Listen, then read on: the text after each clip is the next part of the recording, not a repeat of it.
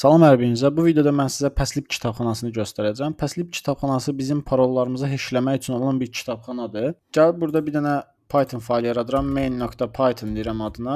Deməli pip install passlib yazsaz, passlib yazsaz, enter vursaz yüklənəcək. Mən yükləmişəm. Enter vururam, baxın yüklənib deyə yenidən yüklənmir. Daha sonra from passlib kitabxanasının içərisində kontekstdən import edirəm crypt konteksti. Və burada bir dənə password context yaradıram. Bərabərdir crypt kontekstdən istifadə edirəm. Şema istəyir. Şema hissəsinə argon 2 daxil edirəm. Deprecated bərabərdir true auto deyirəm. Daha sonra gəlib burada bunu nəyə görə yazdım? Password konteksti. Bunun üzərindən şifrələyəcəm. Yəni bu klassın üzərindəki metodlardan istifadə edəcəm. Şema nədir? Hansı alqoritmadan istifadə etmək istəyirəm? Yəni argon 2 şifrələmə alqoritmasından istifadə etmək istəyirəm. Burada bcrypt də yaza bilərdik. Bunu da yaza bilərdik, amma mən argon daha müasirdir, ondan istifadə edəcəm. Daha sonra deprecated auto-da nədir? Yəni bura daxil etdiklərindən hansı deprecate olunubsa onu götürmə, digərini götür. Yəni öz avto seçim eləyir.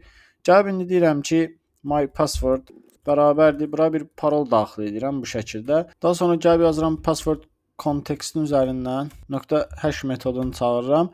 Bu bir dənə parol istəyir. Yuxarıdakı my password-u daxil edirəm bura. Bu mənim üçün bir cavab qaytarır.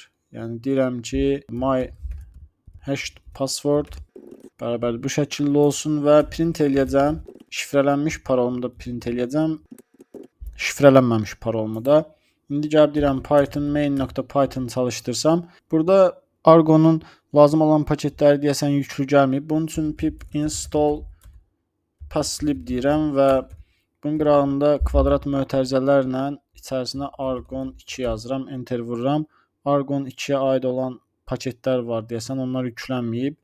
Onları da yükləyirəm. İndi CLC yazıb yenidən çalışdırsam, baxın bu şəkildə mənə cavab qaytarar. Bu mənim normal parolumdur. Bu da şifrələnmiş paroldur. Bir də bcryptdən istifadə etmək olar.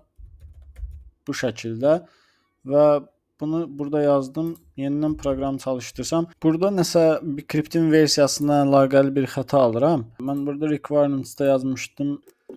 Heç burada yazdırmamışam. Deməli pip freeze deyirəm. Requirements içərisinə yazdıra görə nələr gəlib.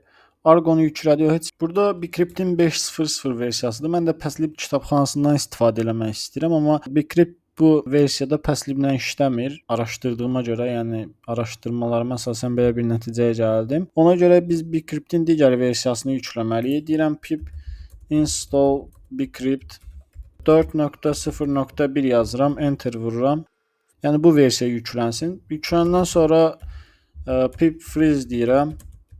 Requirements.txt-in içərisinə yazdıracam. Bu dəfə baxın bcrypt 4.0.1 versiyası gəldi. İndi gəlib burada main.python çalışdırıram. Baxın bu dəfə belə bir nəticə aldım. 1 2 3 4 5 və belə bir bu formada bir parol qaytardı. Yəni bu şəkildə Passlib kitabxanasında bcrypti də istifadə edə bilərik. Hansı sizin üçün uyğundursa onu istifadə edəsiniz. Mən argon 2 ilə davam edəcəm.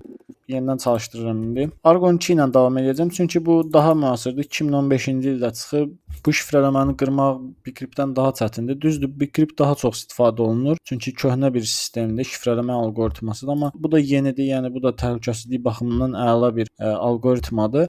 Bu video bu qədər olsun. Burada mən sizə Passlib kitabxanasından danışdım və parolu necə heşləmək olar ondan danışdım.